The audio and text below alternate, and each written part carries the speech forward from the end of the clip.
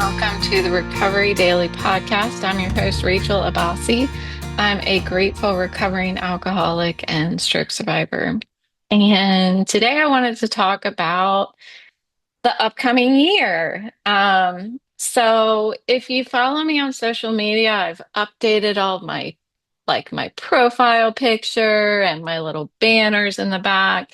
And in those, I have alluded to, or straight up told you, to check out my recovery upcycling store on Etsy. So that's just one of the things that I wanted to get up and running this year. Um, so the other thing is the book that the famous book that I keep talking about. I have been challenged trying to figure out how to prioritize it, where it fits in, how I can do it with minimal triggers to my symptoms and that kind of thing. So I wanted to look at it a little bit like I'm doing some vestibular therapy kind of thing. I'm training, putting myself in training for reading and writing, looking at the computer. So up until this point, the only time that I'm really, um, I don't know, on the computer doing work is when I'm looking at my episode that I've recorded. I don't typically watch the episode.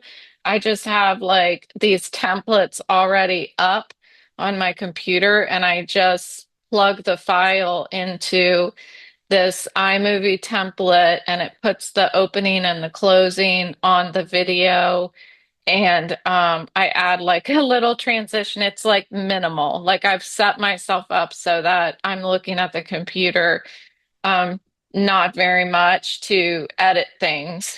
And then I go on to Spotify, YouTube, and then all of my social media accounts to post it to let people know that I recorded another episode. So it seems like a lot, but I have it set up like everything's already open. All the tabs are open, and I just go from tab to tab. I'm copying and pasting, and it's pretty easy. I also use ChatGPT to give me hashtags for social media and YouTube. Um, and some of the social media, like like X, the X platform, or Blue Sky, they require a maximum amount of characters. So I take my episode description and I tell Chatty um, to minimize the characters, get it down to, I don't know, under 300 characters or something like that. And so I've got everything working like a well-oiled machine. Um, on a hard day, like when I have a lot of pain, it's still very difficult and I have pain.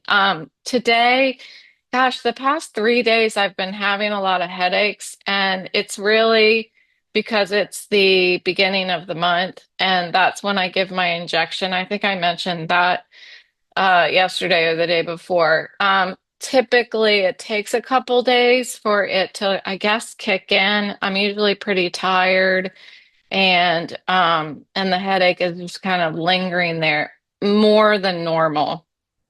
Um, Anyway, that's a long way of saying I just wanted to give you a background of like what my day is typically like on the computer.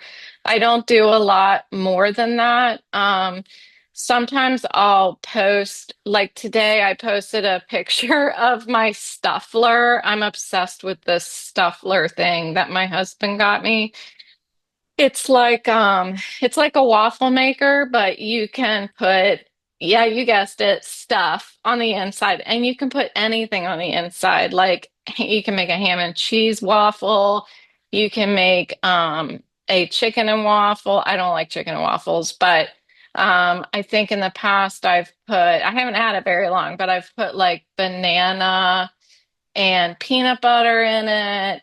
Today I put apple and cinnamon and brown sugar in it, and it's amazing.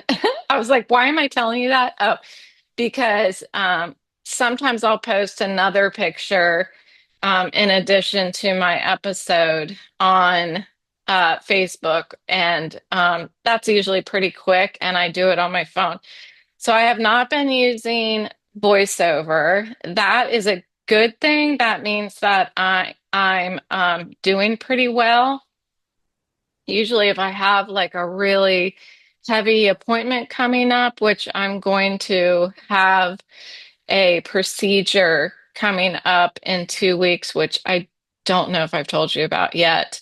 I'm getting a heart monitor implant in my chest, and I'm a little nervous about it, but I'll tell you about that later when the time gets nearer. That's in about 2 weeks.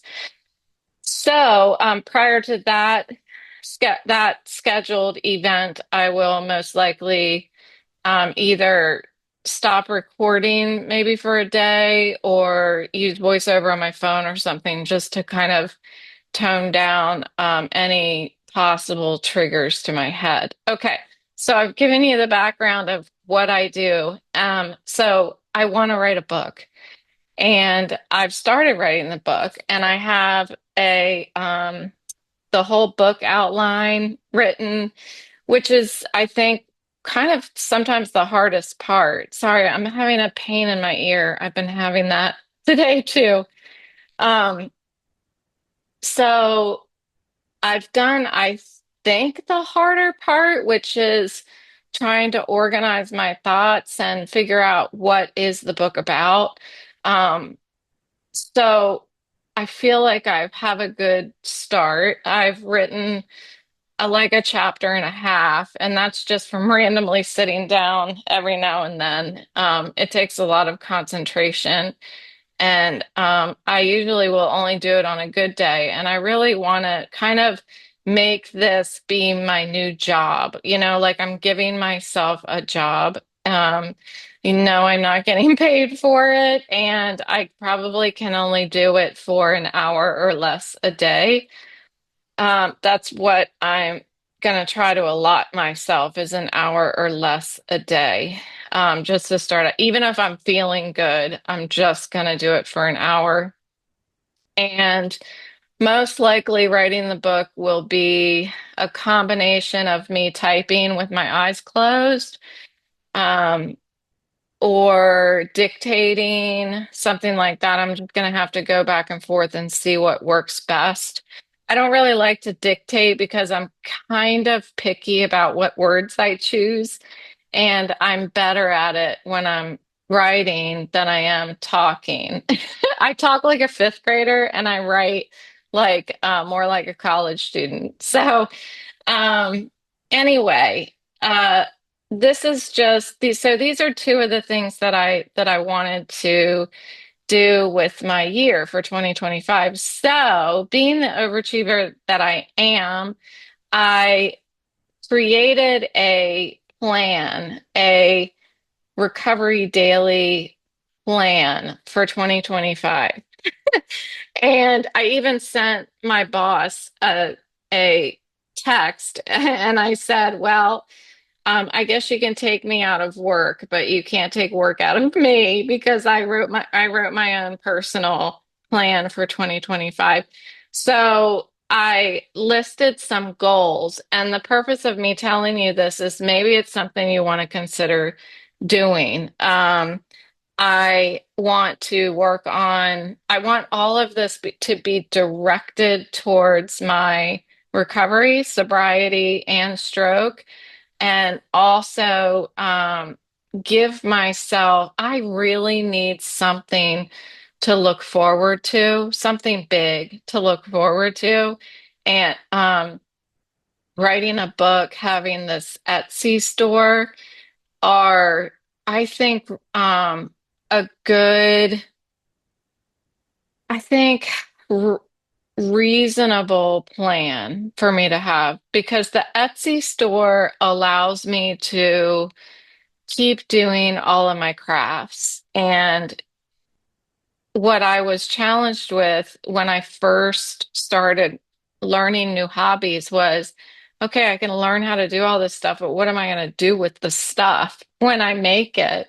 So, like this week, I crocheted this adorable little clutch. It's crocheted on the outside cotton.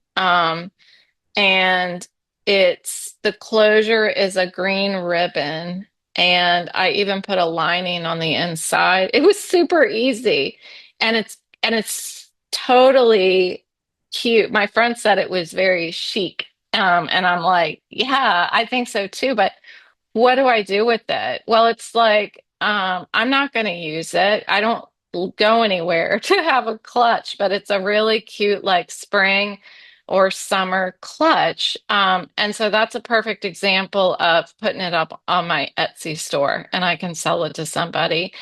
So it encourages me to keep doing my hobbies and not feel like not be stressed about what am I doing with all of this stuff that I'm working on. Um, and so I wrote out my goals for 2025. The goals are to write the book, not publish it. I think the publishing part is, from what I hear, it's challenging to get a publisher. Um, I know there's a lot of people that self-publish their books. I sure would love to see if I could find a real publisher. I don't know. I don't know anything about it other than the little bit that I've read.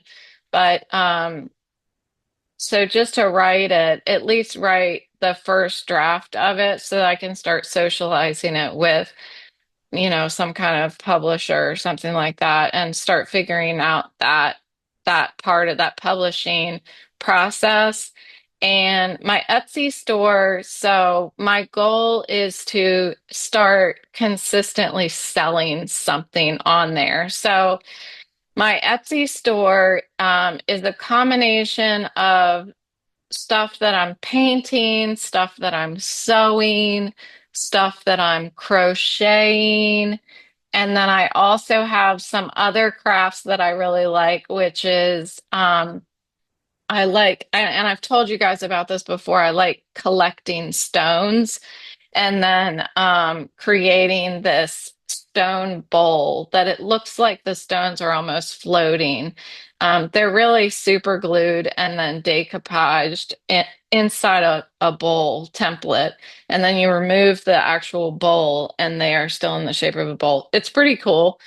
And I have a couple of those, and I have additional stones that I've collected to make some more of those. I'm not quite sure how to ship those. That's going to be kind of sketchy, but I'll figure it out. So I want to consistently um, have these crafts that I'm making sell. My goal was to increase the number of items I have in inventory, which I really wanted to double the stuff that I have, and I've already done that. So it's January 2nd, and I've realized that I've already doubled it. So I had more stuff waiting to be added to the Etsy store than I realized. So that was one of my goals, and that's already done. Maybe my goal wasn't high enough for that. But the other goal is to consistently sell stuff month over month. And I think that that's going to take some time as I socialize that the Etsy store is up and running. And then that is aligned with my third goal, which is to revive some of my public relations efforts. Um, so that includes writing a few articles for some outlets and then being able to be like a guest on other people's podcast or platforms. So I want to continue creating my episodes. That's not going to go away. I like doing it every day. So no matter what you feel about that, I'm going to be here haunting the internet every day. I want to continue to do my social media strategy that I have been working on. That's been really effective. I've been having a lot more people like stuff that I'm talking about. And one of the reasons why I think it's become more effective is that I'm taking a lot more time to personalize my messages and talk about examples of times in my life where I have needed to rely on some of these principles that I have learned in my program. And there's lots of engagement. So I'm really happy with that. That's something that I have relied less and less on ChatGPT for because I've noticed it really needs to be me. And I noticed that in other people's social media, like you can tell when people are using AI to write their posts. And it's almost disturbing if you think about everybody using AI, and really all that's happening is AI is talking to itself, and and then AI is learning from talking to itself because it's going out and seeing the stuff on the internet, and all it is itself. So anyway, that's been kind of disturbing me lately. So I think it's really important that I personalize everything as much as possible. The reason why I was relying so heavily on Chatty McChatterton is because of my head. And I slowly have been, I think, feeling a little better. All my symptoms are still there, but maybe it's just I know how to manage them now. Like I know, I know how to record my podcast while looking across the room. I don't know how bothersome that is to people watching the YouTube part of this, but it's really been good for me to be able to like record on video and not look at the screen to exacerbate my symptoms. So, as I look at the screen, that's because I'm looking at my Recovery Daily plan that I've created for us. So then I've got metrics for success. So if you're going to build your own plan with some goals for yourself, the most important part of the plan, I believe, is to have metrics for success. So what are your goals? How are you going to get there? So I've got like marketing and outreach, like bullet points, how I'm going to do it. Little things like work with ChatGPT to make sure that my search engine optimization for my episodes is still on point, that kind of thing. I think that stuff is really good for relying on ChatGPT. And then metrics for success. So I want to increase my listener um, numbers by 25%. So I'm above 100 on all of most of my platforms now as far as followers, which is really cool. Thank you for listening. It's so exciting. It really is. I can't express that enough. It's so exciting that I have people that want to listen to what I have to say. That's pretty cool. And I'm almost starting to feel like I need to do my hair and put makeup on. That's where I'm at the point where I'm like, if I have over 100, should I be doing my hair? I still don't put makeup on because I have my glasses on, but I don't know. I'm kind of into the au naturel thing. I try to look at least presentable. So I want to increase my numbers by 25% and expand my reach into, I think there's I don't know, a target audience that I have been working towards getting listenership. If that's not a word, I'm making it a word. So I'm still trying to identify outside of social media, how can I reach those people? So that's going to be part of my PR strategy. And then metrics for success for the book is to finish all of the first draft of the whole thing by the end of the year. So what I'm going to need to do is have checkpoints throughout the year. What I wanted to do is see how many chapters do I have in the book, because maybe I could finish one chapter a month. That seems like a lot, but I think it's doable for sure. I don't think I have more than 12 chapters. We're going to talk about the chapters in a minute. Etsy growth, I have double the number of Etsy listings I had, which I already did, and then achieve consistent monthly sales. That's not the greatest metric for success, because I'm not identifying a number. So I could go to at least selling one thing a month, and that would be consistent monthly sales. And so I'm going to take it. That's going to be at least sell at least one thing every month. So that sounds good. I'll write that in there. And again, I have secure at least 5 guest appearances on other platforms and published 3 articles in notable outlets. So that's my plan. And you can tell by listening to me how enthusiastic I get about having a plan for myself. This is the kind of stuff that I used to get very nerdy over when I worked. So I love that I can still be a nerd and I can still do this stuff for myself. So if you kind of feel like if you feel like you're like, I don't know what I'm doing, I don't know what I'm looking for, like I really would encourage you to make some kind of a plan, like nerd out for yourself. It doesn't have to be a big long um written out collegiate, plan. Just make an outline. This is the 3 things I want to do. This is how I'm going to do each one, and this is the measurement of success. It's that easy, really. It can be a total of 9 sentences, can be your whole plan.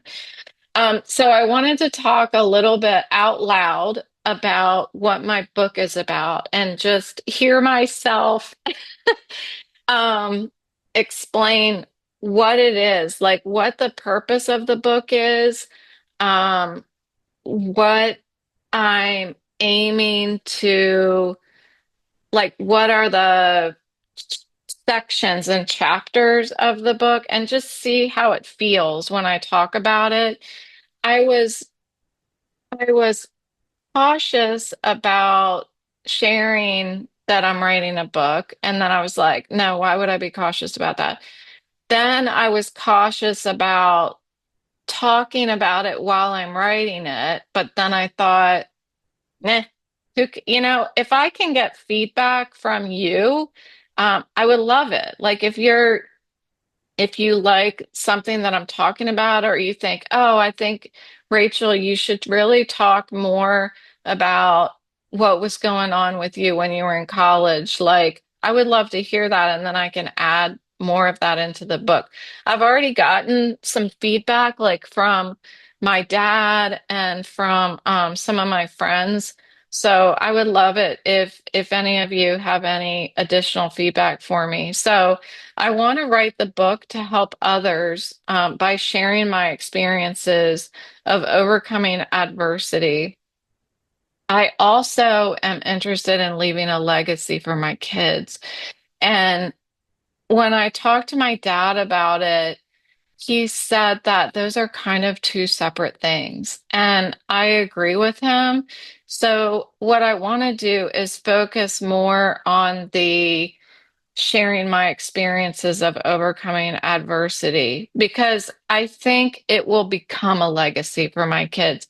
If I want to write about my life for my kids, I'm going to include a lot of different stuff than about this adversity. Uh, First and foremost, the reason I started the podcast and all of this recovering out loud is to help other people who might be suffering from similar circumstances that I am. So I want to provide stroke survivors with what I learned from my sobriety program that helps me find hope and surface joy in my stroke recovery. I want to speak to alcoholics and stroke survivors. So really, I'm going to be speaking of survival when you're dealing with invisible illnesses. Really, that's what the book is about. It's about how my program, my recovery program has come to apply to dual recovery. Um, During my stroke, when I was having the stroke, I was not able to communicate. And I wanted this book to be dedicated to all those people who have lost their voice. And that is not just people who lose their ability to speak because of their stroke, but people who are afraid to speak, people who are not yet in recovery, not yet sober, people who had a stroke and they're working really hard to get their voice back, to be able to speak, um, and people who are learning how to use their voice again. So I think that that's a really powerful um, audience that I'm hoping to reach. I don't have any idea what the title of the book is going to be. I've been tossing around lots of titles, but I don't think it's going to come until the end. That's what I'm guessing. So, there are so many people who suffer from invisible illnesses, and you can't see what's wrong with them just by looking at them. I had no idea.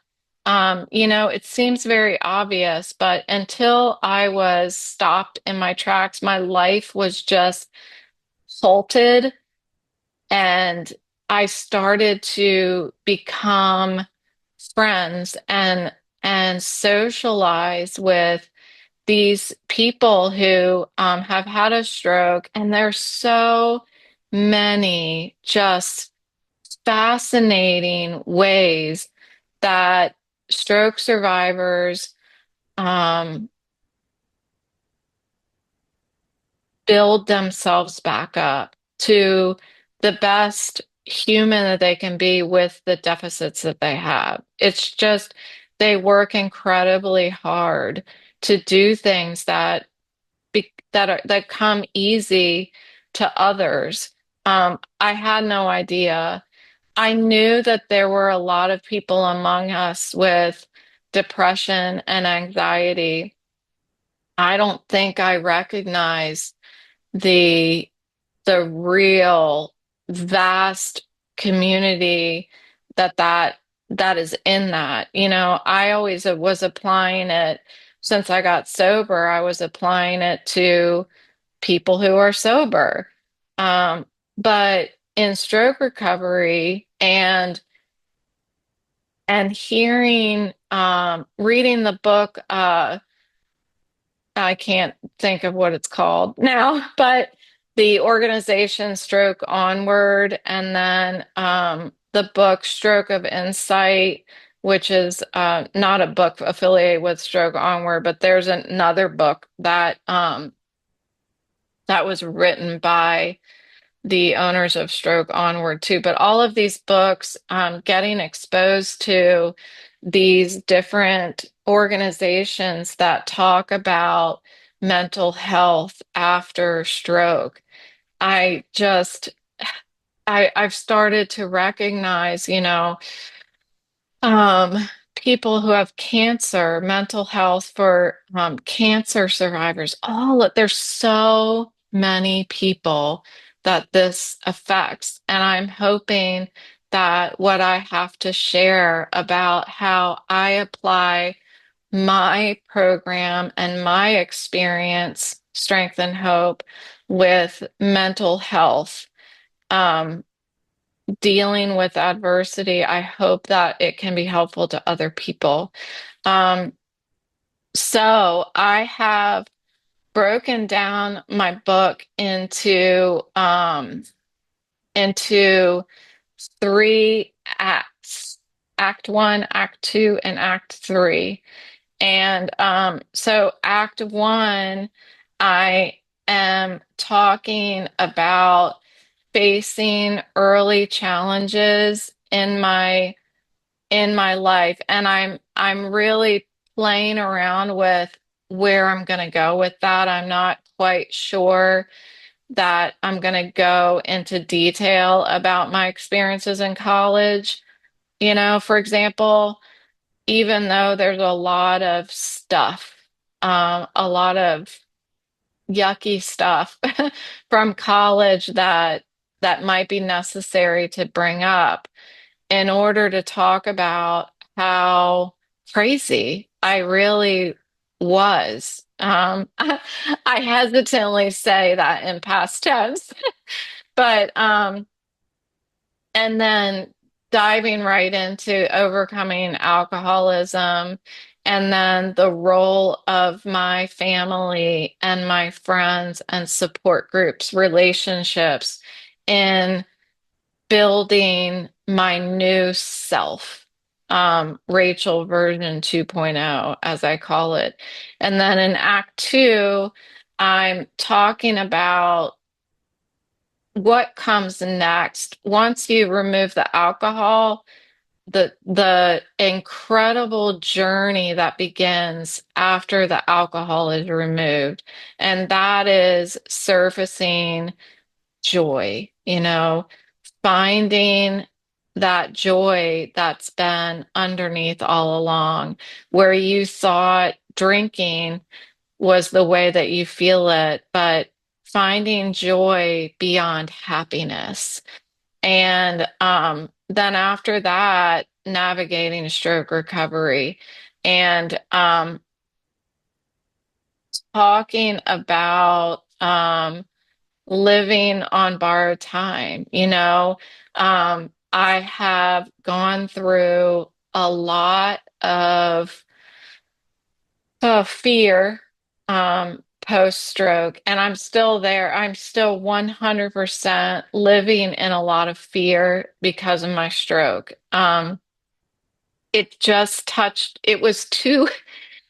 It was like death just touched me too closely. And I can't seem to get away from that mentally. I can't seem to step away from this idea that I could die at any minute. Not just me, but that my loved ones can die at any minute.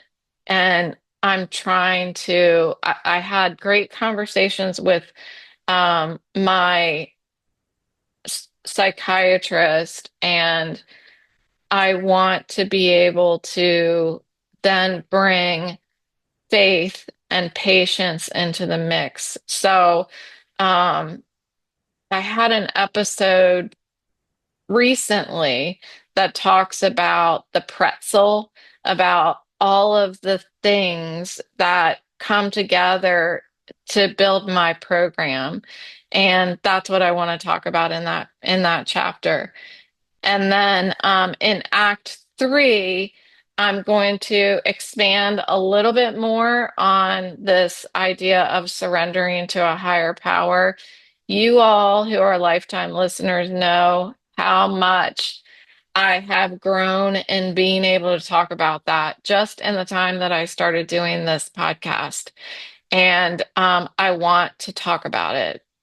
So it's a fear of mine, but I'm going to do it because I think it's important to talk about how somebody can go from just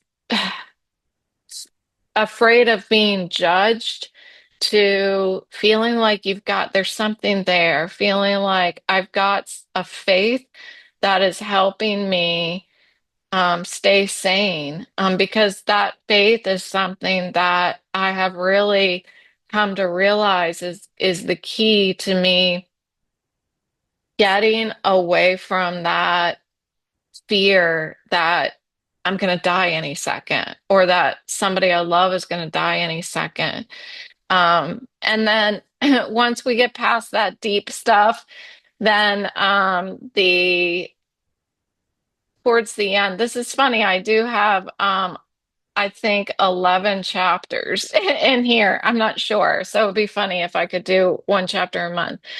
But after I get through some of that hard stuff, the heavy stuff, I want to lighten it up at the end and talk about hobbies and long-term recovery. I'm losing my voice. So then do a little reflecting on